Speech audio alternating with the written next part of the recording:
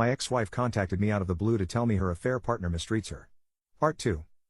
Fast forward 6 years. I'm still single and just working in my same field and at the same company but making more money now, and I am doing pretty well for myself. My own apartment, I've got savings, I've got a 401k, a car, and am generally happy.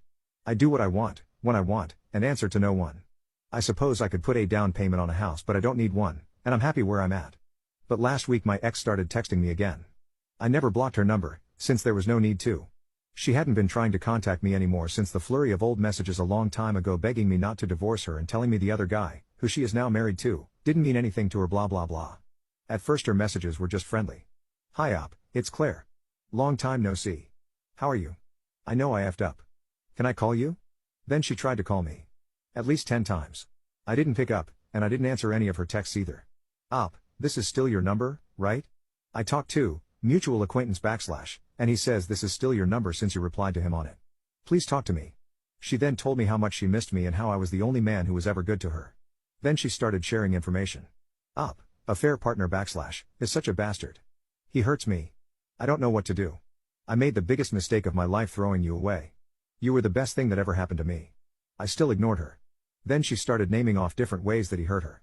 I don't ever want to contact her again, so I texted our mutual acquaintance, a person who had joined in on calling me a coward years ago but with whom I still have some contact because I know his family, and told him what Claire told me, and asked him to get into contact with the proper authorities if what she's saying is true, because I don't give a motherfucking crap about Claire anymore, and I don't care if she starved to death in the street or died, but maybe her friends care. I actually used those words. Looking back, it's obvious I do care, if I bothered to try to send such a hateful message through an intermediary, but I didn't want to get involved otherwise. I also think Claire is trying to manipulate the former nice guy I used to be. The old me would have rushed to her rescue and be a shoulder to cry on. Not anymore. The acquaintance told me I was an evil person and a monster and blah blah blah. I told him to F himself and blocked him. For the first time in forever I logged into Facebook. As expected, no one that I used to think of as a friend had ever tried to message me to comfort me or help me back when I was first getting cheated on and divorced. I had gotten a lot of support from my family and actual friends and coworkers who had since become outside friends. Tons of people who were her friends have been sending me messages now, telling me they were right to support her because I was abandoning her in her time of need. Like seriously, WTF. What am I supposed to do? I'm her ex-husband and someone she cheated on. They know about the alleged misconduct on the man's part, so as her friends, what are they doing about it? I'm just some guy she used to know, and who she hurt. I kept on getting abused. I screen captured all the texts she had sent me recently as well as years ago. My number never changed, and I never delete anything, and have decided to stop taking high roads on social media and just plastered all their feeds with her texts where she begged me to take her back and she admitted to cheating on me. Finally they left me alone. Now she is still texting me complaining about what I said to the mutual acquaintance and accusing me of never loving her and that I was an evil person. I never replied to her. I feel good about what I did, and in my own sick way, I feel like I have closure. It's amazing how you can treat people so bad and yet turn around and act like you never done nothing, or it wasn't that big what you done, or the past is the past, you should forget it. You know, it's ridiculous. Both men and women who do that is psychotic.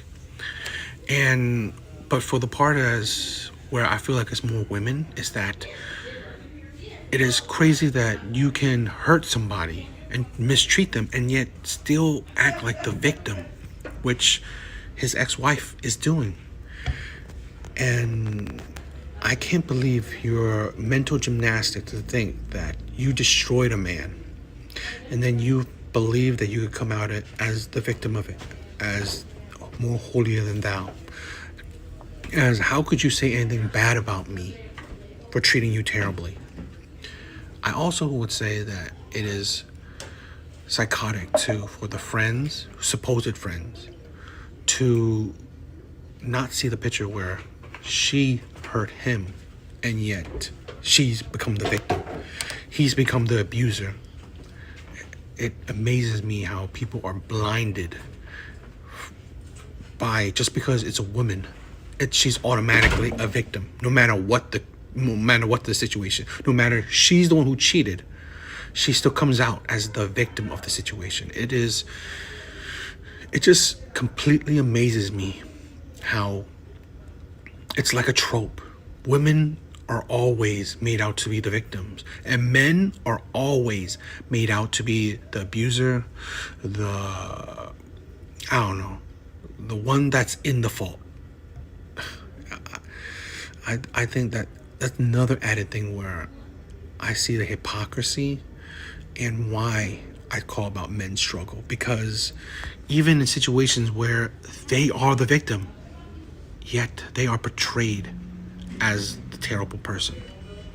They are not consoled, they're not cared for, and the attention that they deserve because they were the victim is put on the abuser because it's a woman.